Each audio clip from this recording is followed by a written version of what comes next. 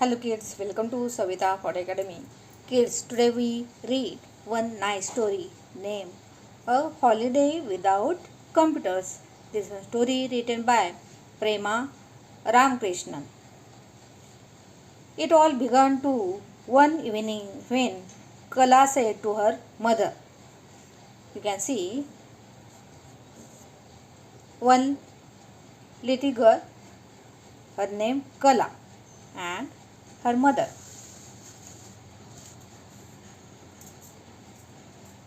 Why can't we take a break and go for a holiday somewhere?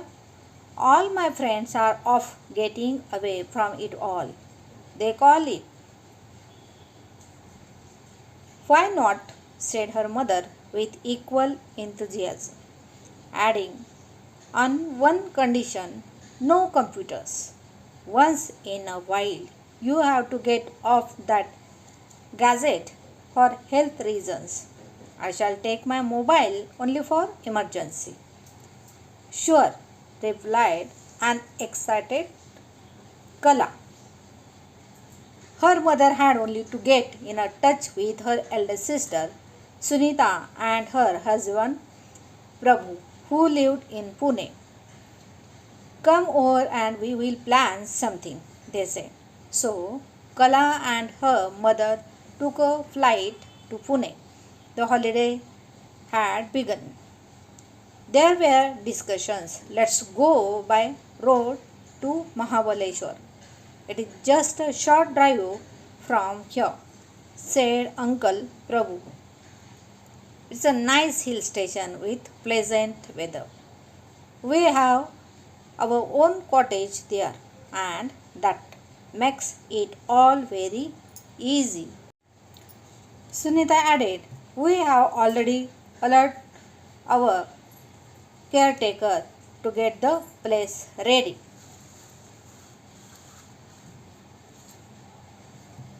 So they set off in their car and reached the place in no time.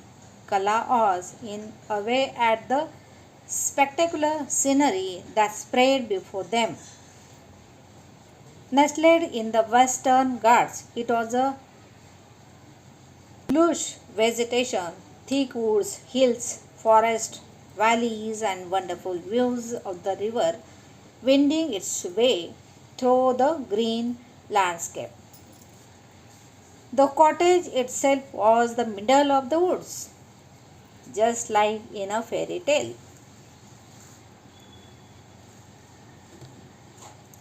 Their caretaker had the place sparkling clean for them. He had laid out new sheets, pillows, and even stocked up the kitchen. This is simply marvelous, exclaimed Kala. Breakfast was hot and delicious, piping vegetable upama, a South Indian special, and filter coffee. Her aunt said, tomorrow we will have masala dosa, a new menu every day. Uncle Prabhu took Kala to explore the woods around their cottage. Kala was very happy, strolling along the little pathways among the woods, wearing a woolen jersey and cap, all given by Aunt Sunita. Soon it was time to go. Get back, and lovely smells greeted them as they stepped in. Gopi had made parathas and pula with a delicate vegetables preparation and curds to give with them. Strawberries and ice cream were served for dessert.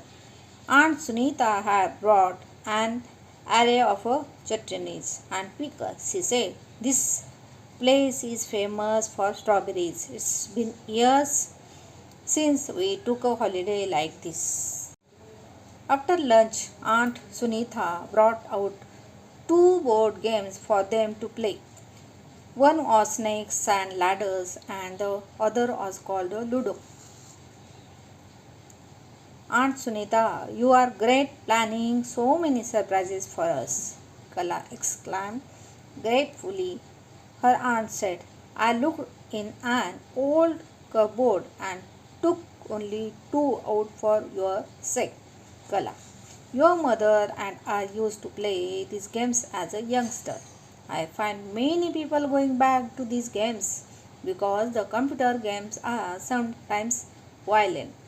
Later, the elders went off for a snooze, but thoughtful Uncle Prabhu gave Kala a nice book to read.